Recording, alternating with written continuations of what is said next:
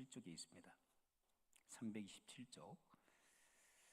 골로새서 3장 12절에서 17절까지 우리 한 목소리로 합독합니다. 327면 골로새서 3장 12절입니다. 찾으셨으면 우리 한 목소리로 합독합니다. 시작.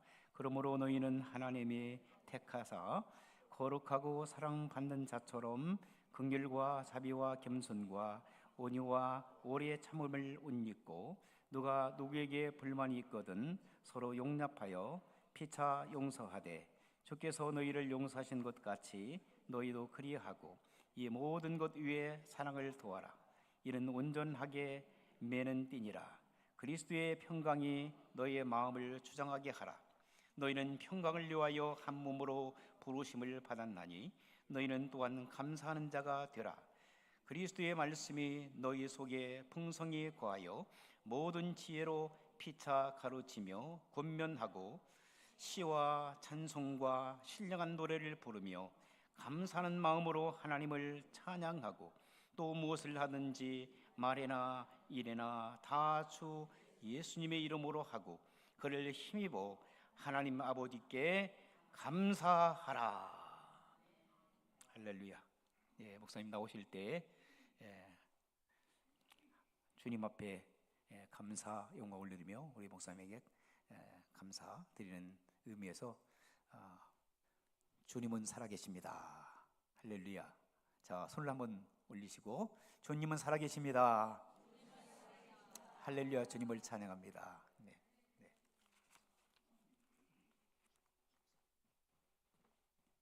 할렐루야. 우리 기도하겠습니다. 하나님 감사합니다. 오늘 주님께서 특별한 자리에 세워주셔서 감사합니다. 주님의 말씀을 온전히 대언할 수 있도록 성령님 기름 부어주시고 주의 멍에를 주와 함께 메고 하나님의 말씀을 하나님 말씀으로 선포할 수 있도록 도와주시옵소서. 우리 사랑하는 우리 성도님들 심령을 열어주셔서 하나님 말씀을 통하여 큰 은혜 받을 수 있도록 도와주옵소서. 예수 그리스도의 이름으로 간절히 기도합니다. 아멘. 할렐루야. 우리 서로 한번 고백하겠습니다. 이 모든 것이 하나님의 은혜입니다. 네, 그렇습니다. 주 안에서 여러분들을 뵙게 돼서 또 감사하고 또 기쁩니다. 또 먼저 창립 33주년을 맞이하는 우리 세강침례교회 우리 모든 성도님들에게 에베네셀 하나님의 은혜와 평강이 충만하기를 주 이름으로 축원합니다. 제가 존경하는 최기철 목사님은 훌륭한 목회자이십니다. 또한 탁월한 선교사이십니다. 목회와 선교 이 두 영역에서 하나님께 귀하게 쓰임 받는다는 것은 참 드문 일입니다. 사실 선교와 목회는 따로 떨어져 있는 것이 아니더라고요. 연결이 되어 있습니다. 그래서 목회자와 선교사는 함께 동역해야 하는 것이죠. 요즘 목회자와 선교사의 다리 역할을 할 분들이 많이 필요하다고 이구동성으로 이야기하고 있습니다. 그런 면에서 세강침례교회는 이미 준비가 잘 되어 있고 이 시대에 꼭 필요한 교회라고 믿습니다. 저희 교회도 목사님의 도미니카 선교를 처음부터 후방 선교사로 동역하다가 작년에 10년 만에 처음으로 단기 선교로 동역하게 되었습니다. 그래서 저희 복된 교회와 세강침례교회도 도미니카 선교를 위한 동역하는 교회인 줄 믿습니다. 우리 모두는 하나님의 나라를 위해 함께 일하는 하나님의 동역자입니다.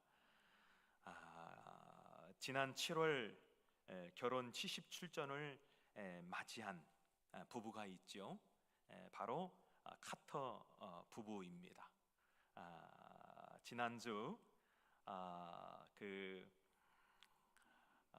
카터 노잘린 이분이 돌아가셨죠. 96세로 돌아가셨고 지난주 화요일 에머리 대학교 내 교회에서 진행된 장례식에서 99세의 카터 전 대통령은 휠체어를 타고 부인 노잘린 여사의 마지막 길을 배웅하였습니다.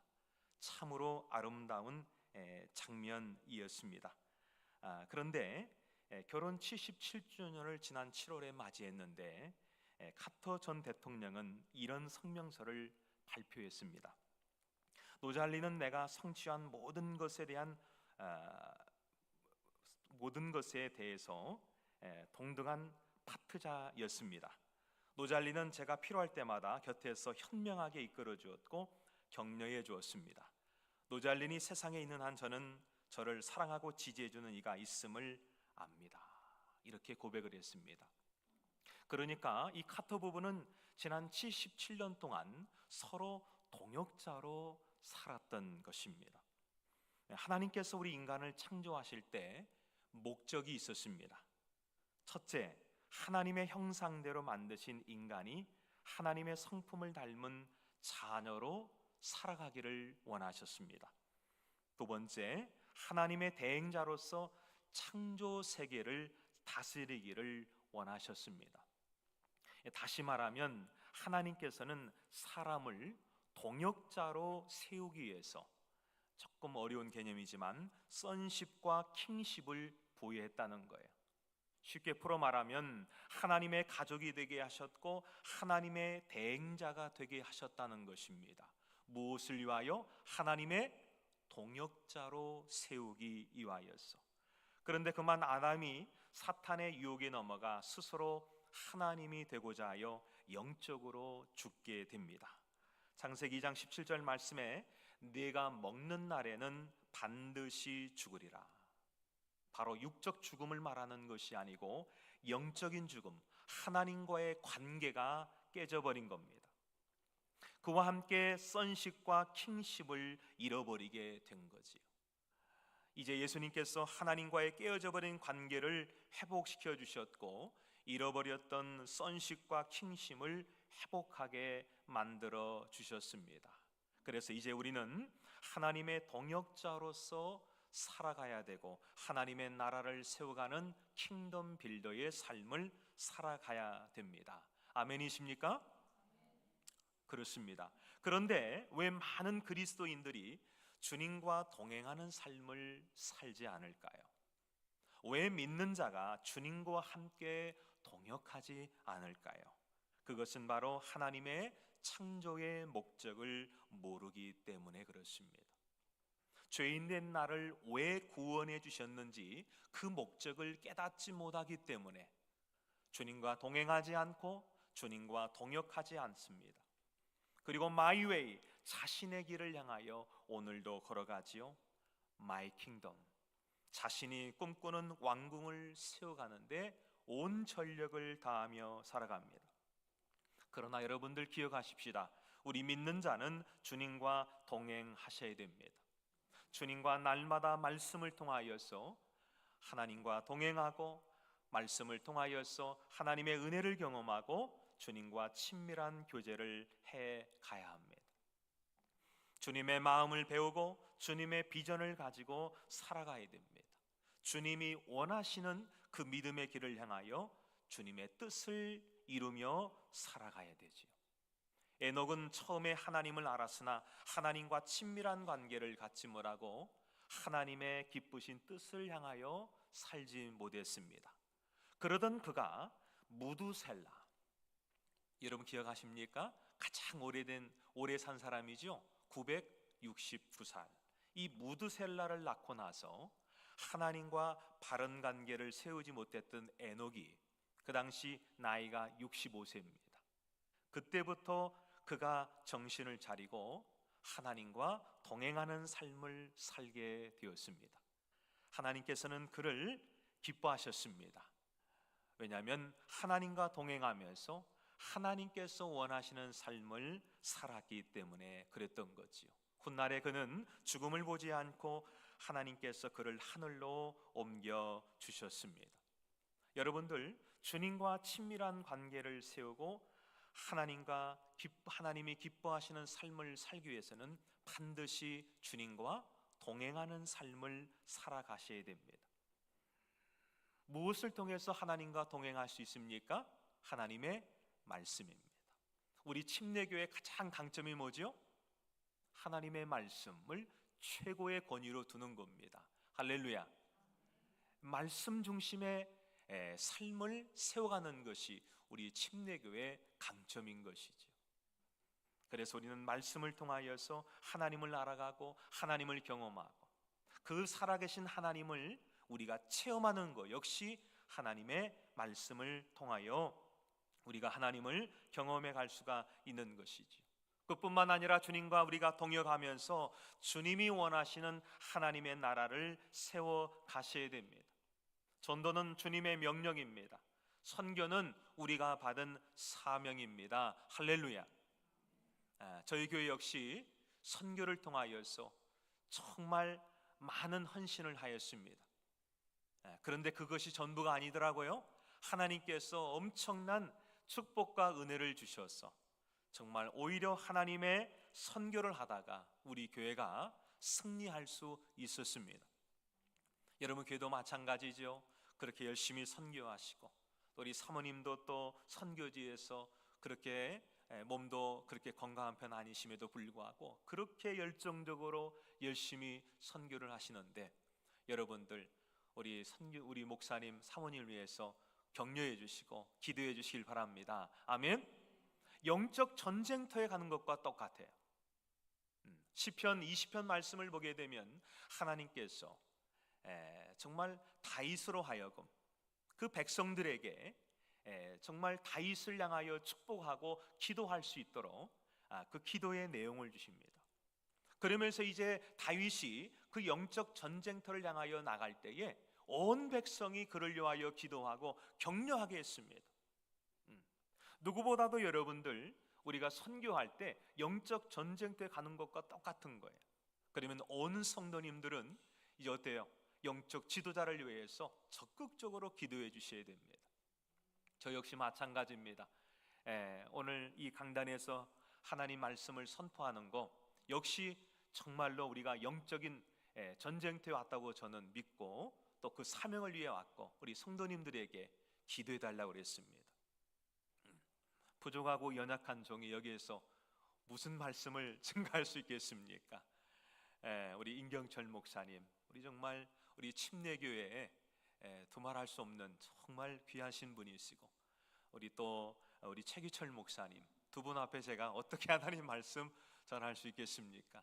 그래서 더 많이 좀 기도해 달라고 요청을 많이 하고 오늘 이 단에 섰습니다. 여러분들 더 마음의 문을 활짝 여시고 오늘 말씀을 들어주시기를 부탁을 드립니다. 하나님께서 가정을 세우셨지요. 최초의 가정이 아담과 하와입니다. 하나님께서 아담에게 돕는 배필로 하와를 허락하셨습니다. 여러분들 돕는 배필이 무엇입니까? 많은 분들이 이 의미를 호도하고 잘못 알고 있는 것을 볼 수 있는데 돕는 배필이라는 것을 가장 정확하게 표현하는 단어가 있습니다. 바로 동역자입니다. 카터 전 대통령이 고백했던 것처럼 바로 그겁니다. 동역자입니다. 그런데 죄를 짓고 나서 아담이 하와를 어떻게 대하지요? 원망의 대상으로 삼습니다. 하나님께 뭐라고 이야기합니까? 이 여자 때문에 선악과 실과를 먹었습니다. 아내 입장에서 보면 남편은 그야말로 내 편이 아닌 남편이에요. 남의 편이에요. 속상하지. 아담이 죄를 짓기 전에는 아내를 향하여 뭐라고 얘기했습니까? 내 뼈 중에 뼈요, 살 중에 살이라. 그런데 그런 아내를 지금 뭐라고 어떻게 취급하고 있습니까? 내 인생을 망친 존재라고 취급하고 있는 것이지. 저도 목회를 하면서 많은 이야기를 듣잖아요. 우리 성도님들을 대하면서 그분들이 이런 얘기 많이 해요. 나 남편 잘못 만나서 내 인생이 너무 힘듭니다. 그런 이야기 참 많이 하세요. 우리 저희 어머님도 그러시더라고요. 내가 참 순한 여자였는데 우리 너희 아버지 만나가지고 내가 이렇게 세졌다고 그런 말씀하시더라고요. 그런데 여러분들 저도 살고 보니까요, 여성분들이 나이가 드시니까 세지더라고요. 호르몬의 영향도 있습니다. 목소리 톤도 막 높아져요. 그렇죠. 반면에 우리 남성분들은 어때요? 순한 양이 됩니다. 호르몬의 영향도 있어요. 그래서 하라는 대로 갑니다. 여러분 너무나 세게 하지 마세요. 우리 남성들, 우리 여성분들은요, 저도 이거 배운 겁니다. 여성분들은 충격을 받으면 그거를 완화시켜주는 호르몬이 나온대요. 근데 남성분들은요, 안타깝게도 그런 게 안 나온답니다. 그러니까 너무 이렇게 남편을 좀 코너로 몰으시면요, 스트레스 너무 받으면요 쓰러져요. 그러니까 여러분들 살살 잘 여러분들 이끌어 주시기를 부탁을 드립니다. 할렐루야. 이렇게 죄는 하나님의 관계만 깨뜨리는 것이 아니고 사람과의 관계를 깨뜨립니다. 그러므로 진정한 부부 회복은 관계 회복이고 더 나아가서 동역의 관계로 세워지는 것입니다. 그래서 하나님 나라를 위한 동역자로 세워지는 것이 여러분들 분명한 목표가 되어야 됩니다. 가정의 회복, 바로 부모와 자녀가 일방적인 관계가 아니라 이제는 동역의 관계가 되셔야 됩니다. 우리의 자녀들이 성장하고 이제 어때요? 재금나고 이제 한 가정의 가정이 되었다면 여러분들 이제 자녀를 좀 어떻게 해야 돼요? 인정해 줘야 돼요. 그리고 자녀의 말도 좀 귀를 기울이고 들으셔야 됩니다. 그러면서 어때요? 이제 일방적 관계에서 동역의 관계로 세워가셔야 됩니다. 그래 여러분들 존중해주고 인정해주면 우리의 자녀들이요 제 역할을 잘할 수 있게 됩니다. 저는 세 자녀가 있습니다. 오늘 큰 아이가 오늘 함께 예배를 드리고 있는데 저 아이들이 자랄 때 참 저는 기대가 컸습니다. 이 아이가 언제 커서 나의 노후를 좀 감당해 줄까 이런 기대감이 아니라 어떤 기대감이 있었냐면 이 자녀들이 지금은 부족하고 연약한 것 투성이지만 저들이 이제 장성하여 이제 어엿한 일꾼이 되게 되면 하나님의 나라를 위해서 이제 어떻게 동역할까 그런 기대감이 컸습니다. 비록 이제 다른 교회를 섬기고 다른 곳에 있다 할지라도 그래도 1년에 한 번만큼은 함께 선교지에서 땀을 흘리고 함께 하나님의 일을 해가는 하나님의 나라를 확장하는 그런 동역의 일들을 생각하고 비전들을 생각할 때 참 기대감이 컸습니다. 그런 마음을 줬던 때가 언제냐면 이제 우리가 1년에 한 번씩 총회가 열리는데 총회에 제가 새벽 찬양을 좀 인도하는 그런 때가 있었습니다. 그때 이제 지역마다 보게 되면 어떤 지역은 또 이제 교회들이 많이 없어서 찬양을 인도하실 분이 없어요. 오늘 뭐 찬양 인도를 너무 잘하시는데 이런 분도 없고 또 악기도 없는 때가 있습니다. 그러면 꼭 저를 이렇게 부르더라고요. 우리 총회 우리 총무님이.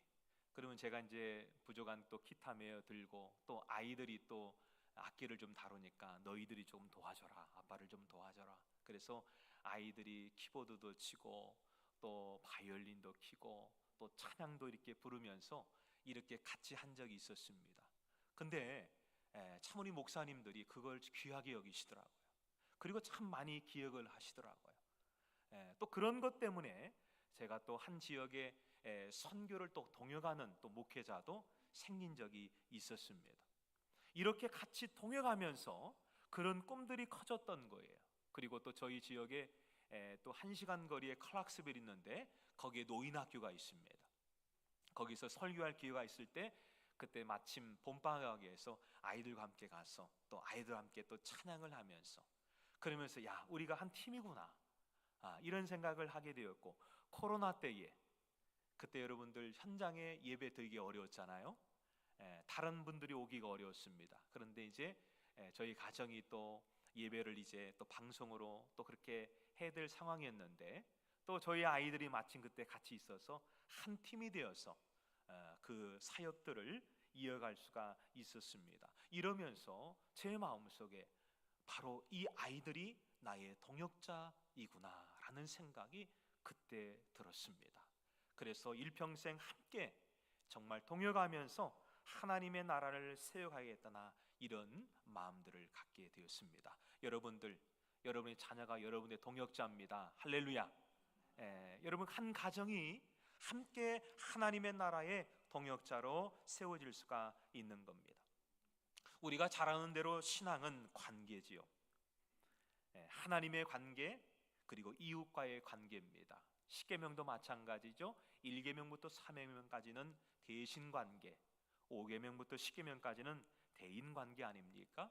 예수께서 마태복음 22장 37절로 39절 말씀에 이렇게 말씀하셨습니다. 내 마음을 다하고 목숨을 다하고 뜻을 다하여 주 너의 하나님을 사랑하라 하셨으니 이것이 크고 첫째 되는 계명이요 둘째도 그와 같으니 내 이웃을 내 자신같이 사랑하라 하셨으니 이 두 계명이 온 율법과 선지자의 강령이니라. 관계입니다. 신앙생활은 미움과 증오의 관계가 아니라 사랑의 관계를 세워가는 것입니다. 신앙생활을 오래 하다 보면 안타깝게도 원수들이 자꾸 많아져요. 나이가 들게 되면 그래서 신앙생활을 더 잘해야 된다는 이야기입니다.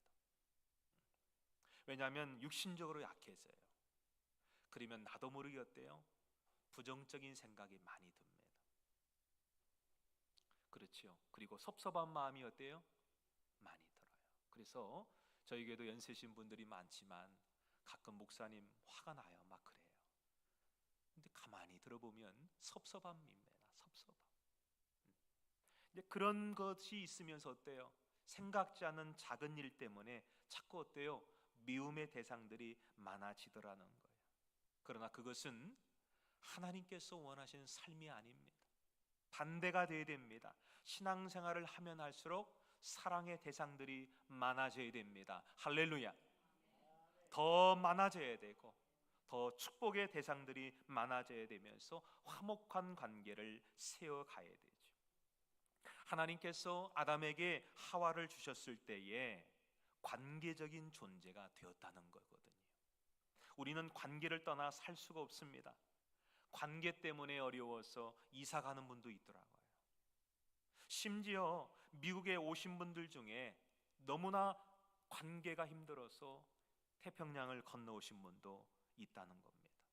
대인 관계로 인하여서 상처받고 한인 사회와 담을 쌓고 사시는 분들도 상당히 많습니다. 저희 내십이래요. 대단히 많습니다. 교회 다니는 분들을 이렇게 모아보면 1000명도 안 될 거예요. 그런데요, 실질적으로 이야기를 들어보면 한인들이 5000명, 7000명 많습니다. 한 번쯤은 다 교회를 다니신 분들이에요. 그런데 교회를 왜 안 나가는지를 물어보면 목사님, 교회 다니다가 너무 큰 상처를 받았습니다. 이 마음의 상처가 치료가 안 돼서 교회 가고 싶지 않습니다. 목사님, 저 온라인을 통해서 예배 드립니다. 또 헌금도 합니다. 그러나 저는 교회는 가기가 어렵습니다. 그런 분들이 너무 많습니다. 그러나 여러분들, 관계 속에는 하나님의 놀라운 비밀이 숨겨져 있다는 걸 아셔야 됩니다. 바로 나의 변화입니다. 우리는 관계를 통하여 내가 다듬어져 간다는 사실을 기억하셔야 돼요.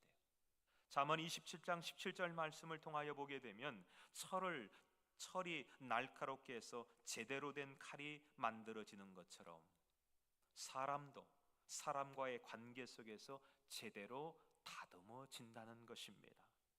하나님께서는 나의 신경을 건드리는 사람을 통하여서 놀랍게도 나의 모난 성격이 아름답게 다듬어지게 하신다는 것을 우리가 놓쳐서는 안 된다는 겁니다. 내가 변화될 때까지 그 현상은 멈춰지지 않습니다. 그 사람을 피해서 다른 곳으로 간다 할지라도 또 다른 사람이 기다리고 있다는 것을 여러분들 아셔야 됩니다. 우리가 이것을 깨닫게 되면 평생 남의 탓, 남을 원망하다가 인생을 끝낼 수도 있다는 것을 아셔야 돼요. 그래서 관계는 거울이라고 인식하셔야 됩니다. 우리 한번 따라서 할까요? 관계는 거울이다. 옆 사람과 고백해 보시길 바랍니다. 관계는 거울입니다.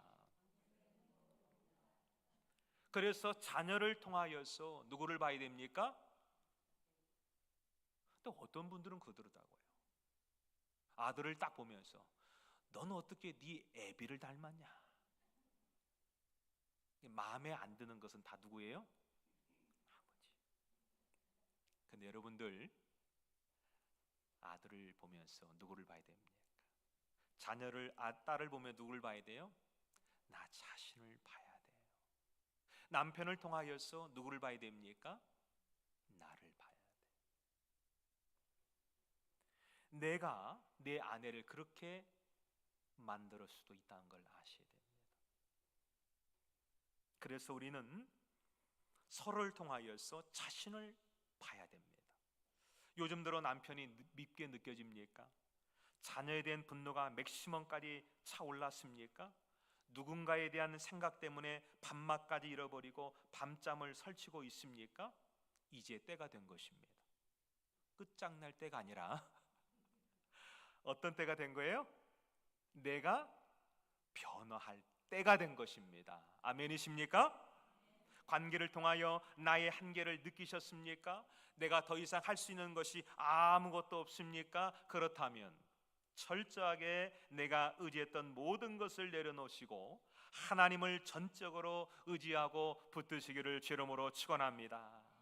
그렇게 하나님을 붙들고 하나님을 의지하다가 여러분 놀랍게도 하나님의 마음을 깨닫게 되고 내가 변화되게 된다는 것을 여러분들 아셔야 됩니다. 한나가 여러분들 왜 그렇게 미친 사람처럼 기도했습니까? 미운 분인나 때문에 아니었어요? 나는 아이를 못 갖는데 분인나가 아이를 갖고 그렇게 자랑을 하니 그 꼴이 너무 속상한 거예요. 그래서 하나님 앞에 기도했지요. 하나님, 정말 내 상황을 좀 하나님이 보시고 저에게도 좀 아이를 달라고 하나님 앞에 미친 듯이 기도했지요. 그랬던 한나가 그 아들을 주시면 어떻게 한다고 하셨어요? 하나님 앞에 드린다고 하지 않습니까? 그게 누굽니까? 사무엘입니다.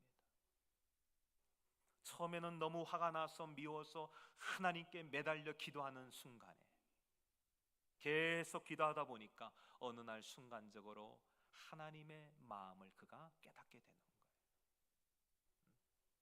나는 이렇게 아이가 없어서 이렇게 치욕스러움을 겪고 이것 때문에 속상한데 세상에 이 땅에 하나님의 말씀을 대언할 자가 이토록 없다는 말인가? 하나님의 마음을 가지고 하나님의 말씀을 선포할 자가 없다는 말인가? 그게 깨달아지는 거예요. 그래서 그의 기도가 바뀝니다. 하나님, 아이를 주시면 내가 저 분인나의 코를 납작하게 하는 것, 그게 아니라 아이를 주시면 하나님의 말씀을 증거하고 하나님의 나라를 세워갈 일꾼으로 제가 드리겠습니다. 할렐루야. 이렇게 기도의 방향과 목표가 달라지게 되더라는 거예요. 우리가 관계 속에서 어려움을 통하여서 하나님을 붙들고 매달리고 기도하고 은혜를 삼하다 보니 나도 모르게 내가 변하게 되더라는 거예요. 그리고 관계가 더 이상 원수의 관계가 아니라 관계가 새로운 관계가 되어지게 된다는 것입니다. 이것이 바로 여러분들 하나님의 비밀이라는 것을 깨닫기를 바랍니다. 하나님께서는 이런 관계 훈련을 위하여 공동체를 허락하셨어요. 이게 바로 교회입니다. 이게 바로 세광침례교회입니다. 교회는 훈련장입니다. 그야말로 광야교회인 거죠. 그래서 온라인으로만 예배를 드리고 교회 생활을 하지 않는 분들은 이런 축복을 누릴 수가 없는 거예요. 우리는 만나고 함께 믿음의 교제를 나눠야 됩니다. 이렇게 함께 예배해야 됩니다. 함께 봉사해야 됩니다. 함께 하나님의 일을 해야 되는 것이죠. 오늘 본문에서는 우리가 그리스도인으로서 말씀과 성령 안에서 어떤 사람으로 날마다 변화되어 가는지를 분명하게 가르쳐주고 있습니다. 사도 바울은 세 가지를 언급하고 있는데 이것은 관계의 회복과 관계의 부흥에 직결되는 원리가 됩니다. 첫 번째, 용서하는 자가 되어야 됩니다. 본문 13절 말씀을 우리가 보게 되면 본문 13절입니다. 누가 누구에게 불만이 있거든 서로 용납하여 피차 용서하되 주께서 너희를 용서하신 것 같이 너희도 그리하고. 우리는 용서의 관계를 세워가야 됩니다. 여러분들, 우리가 주님과 어떤 관계입니까? 용서의 관계지요. 예수님은 우리를 용서해 주셨고 나는 주님의 용서를 받은 것입니다. 그러니까 용서의 관계인 거예요. 그리고 주님은 우리에게 이렇게 말씀하시죠. 용서를 네가 하면 참 좋겠다 이렇게 말씀하시는 것이 아니라 용서를 반드시 하라는 겁니다. 마태복음 18장 35절을 보게 되면 너희가 각각 마음으로부터 형제를 용서하지 아니하면 나의 하늘 아버지께서도 너희에게 이와 같이 하시리. 우리가 용서하지 않으면 용서를 받을 수 없다는 겁니다. 이것이 바로 1만 달란트 비유의 결론이에요. 왜 주님은 그 힘들고 어려운 용서에 대해서 우리에게 이렇게 강력하게 말씀하고 있을까요? 누구를 위한 말씀일까요? 나를 위한 말씀입니다. 4가지예요. 여러분 한번 잘 들어보십시오. 첫째, 내가 용서하면 관계가 회복이 됩니다. 두 번째, 내가 용서하면 나는 개인적 속박에서 자유하게 돼요. 그러니까 용서하지 않으면요, 여러분들은 계속해서 굴레에 매여 있게 됩니다. 세 번째, 내가 용서하면 내 마음에 치유가 시작됩니다. 용서를 안 하면 내 상처는 치료가 안 돼요. 용서를 하시면 마음의 치유가 시작됩니다. 네 번째, 내가 용서하면 값없이 주시는 주님의 용서를 누릴 수 있게 됩니다. 이 4가지 때문에 우리 예수님은 우리에게 강력하게 용서할 것을 요구하고 있는 겁니다. 여러분들, 가까운 가족부터 용서하시기를 바랍니다. 내가 받은, 그렇게 않게 되면 내가 받은 상처를 사랑하는 자녀들에게 또 되물림하게 돼 있어요. 그래서 여러분들이 용서하셔야 되고, 교회 공동체 안에서도 형제 자매를 용서하셔야 됩니다. 인생을 살다 보시면 여러분 잘 아시지요? 용서할 때도 있지만 용서를 받아야 할 때도 있습니다. 우리는 온전하지 않기 때문에요, 우리가 용서를 받아야 할 때도 있는 거예요. 용서만 하는 때가 있으면 얼마나 좋겠습니까? 그러니 우리가 좋은 것도 주고받지만 그렇지 못한 것도 주고받더라고요. 그러니까 가장 나를 통하여 상처를 많이 받은 곳이 어디냐? 가정입니다. 가족이에요. 특별히 저로부터 상처를 가장 많이 받은 사람이 누굴까요? 저희 아내겠지요. 가장 가까이 있으니까. 그러니까 가까운 분과부터 용서를 하셔야 돼요. 그래야 회복이 일어납니다. 그리고 새롭게 여러분들이 시작할 수가 있는 것입니다. 그래서 우리는 용서하는 자세를 잃어버리지 말고 용서하는 삶을 향하여서 계속 나가야 됩니다. 그리고 우리의 힘으로는 분명히 안 되기 때문에 성령님의 도움을 구하면서 우리가 그렇게 살고자 할 때 우리 성령께서 그렇게 할 수 있도록 역사해 주실 줄 믿습니다. 아멘. 저의 우리 집사님 한 분이 개척 멤버이십니다. 참 헌신적으로 섬기는 분인데, 이분이 한국에서 살아셨을 때에 너무나 남편과의 관계가 어렵고 힘들어서 그때는 믿음이 없으셨어요. 그래서 그냥 2 아이를 놓고 떠나버렸습니다. 그리고 이분이 이제 미국에 오셔서 이제 미국 남편을 만나서 이렇게 또 신앙생활을 하시면서 참 그렇게 헌신을 많이 하시는데 뭐가 마음에 걸리겠어요? 두 아이지. 항상 아픈 마음이 있는 거예요. 하나님, 제가 기도해도 될까요? 제가 하면 안 될 일은 했는데 그냥 제가 마음의 고통을 받으면서 사는 것이 맞겠지요. 그런데도 말씀을 듣다 보니까 아니다. 하나님께서는 분명히 역사하실 거야. 응? 그러면서 하나님 앞에 기도하고 또 기도하고 또 기도하면서 놀랍게도 여러분들 관계가 회복이 됐습니다. 할렐루야. 그 두 아들이요, 엄마 이해할 수 있어요. 어머니 용서합니다. 괜찮아요. 그러면서 이분이 하나님께서 역사하신 것 앞에 너무 놀라는 거예요. 있을 수 없는 그게 해결이 되었다는 것입니다. 여러분들, 나하고 너밖에 없으면 기적은 일어날 수 없지만 나와 너밖에 있는 게 아니라 하나님이 계십니다. 할렐루야. 하나님께서 그의 마음을 움직이신 겁니다. 믿습니까? 그러니 우리는 안 된다 하지 마시고 믿음을 가지고 하나님 앞에 기도하셔서 하나님이 일하실 수 있게 하시기를 주 이름으로 축원해 드립니다. 두 번째, 화평케 하는 자가 되어야 됩니다. 피스메이커지요. 15절을 보게 되면 그리스도의 평강이 너희 마음을 주장하게 하라. 너희는 평강을 위하여 한 몸으로 부르심을 받았나니. 우리는 평화의 관계를 세워 가셔야 됩니다. 우리 주님이 우리에게 평강을 주셨습니다. 평화의 왕으로 오신 예수님께서 죄인된 우리를 위하여 십자가의 죽으심으로 말미암아 하나님과 우리의 관계가 화목의 관계가 되게 만드셨지요. 그러므로 주님과 우리의 관계 역시 평화의 관계입니다. 그런 주님께서 우리에게 이제 뭘 말씀하고 있습니까? 평화의 길을 걸어나가는 거지요. 화목의 길을 걸으라고 말씀하십니다. 이제는 우리가 화평케 하는 자가 되어야 된다는 거예요.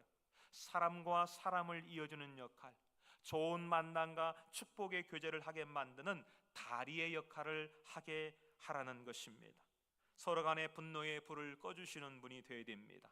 억울함도 품어주고 선한 역할을 자청해야 됩니다. 정말로 우리는 싸움을 붙이는 자가 되면 안 됩니다. 할렐루야. 그렇지요. 가끔 어느 집사님은 저한테 목사님 아무개 성도님이 목사님한테 이렇게 이야기했어요. 그분은 저를 생각하시고 인포메이션을 주셨는데 이게 아닙니다. 그게 아니에요. 그거는 자기가 듣고 끝내버려야 돼요. 할렐루야. 그런 거 전해주면 안 됩니다. 그거를 듣고 나면 어때요? 하루 종일 마음이 힘들어요. 그걸로 끝나면 좋게요? 어떤 마음이 들죠? 괘씸한 마음이 들죠. 내가 기도하고 내가 이렇게 섬기고 수고하겠는데 내 마음을 몰라주니 속상하니까. 여러분들, 그런 말을 옮기게 되면 싸워요. 다투게 됩니다. 그런 역할을 우리는 하면 안 됩니다. 우리는 분노를 끄고 화를 끄는 자가 되지 불을 붙이는 자가 되어서는 절대로 하나님이 기뻐할 수가 없는 것이죠. 그래서 우리가 화평케 하는 자가 되기 위해서 먼저 우리 안에 주님의 평강이 충만하셔야 됩니다. 할렐루야. 그래야 다른 사람들에게 그런 역할을 할 수가 있는 것이죠. 그리고 이 피스메이커의 삶을 살기 위해서는 정말 사명으로 다가와야 됩니다. 왜냐하면 나의 희생 없이는 피스메이커의 삶을 살 수 없기 때문에 그렇습니다. 그러니 나는 못하겠다. 아닙니다.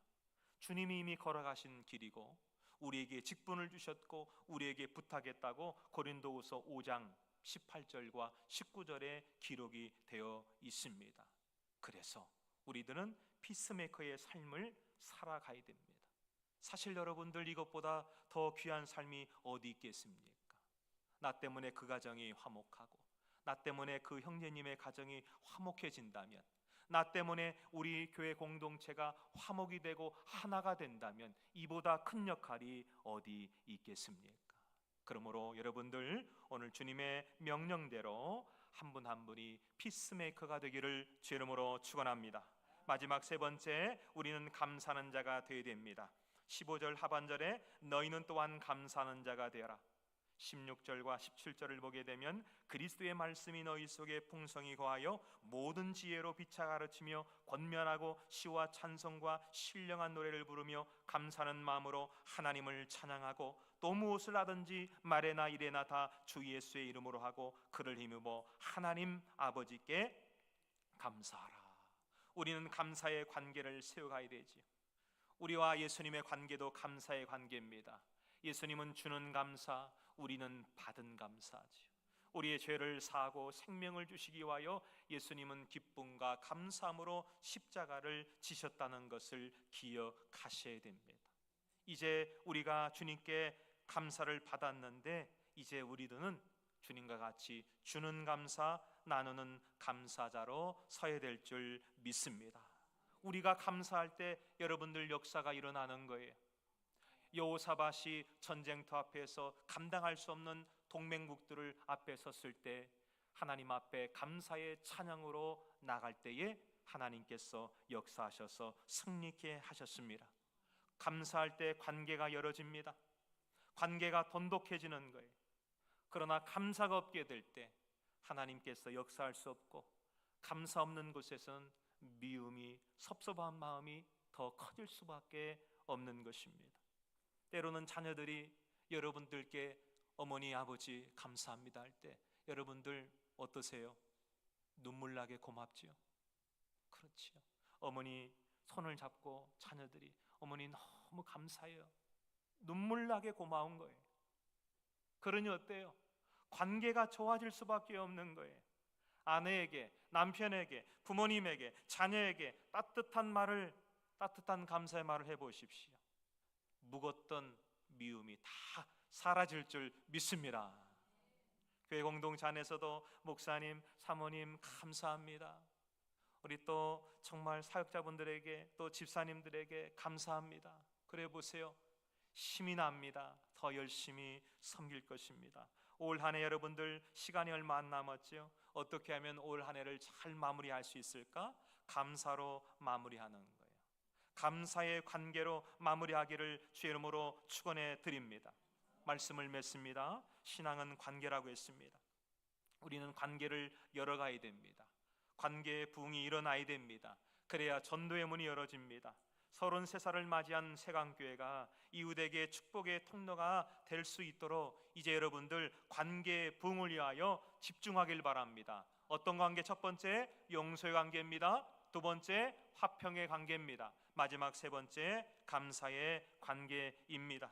가정에서 시작하십시오.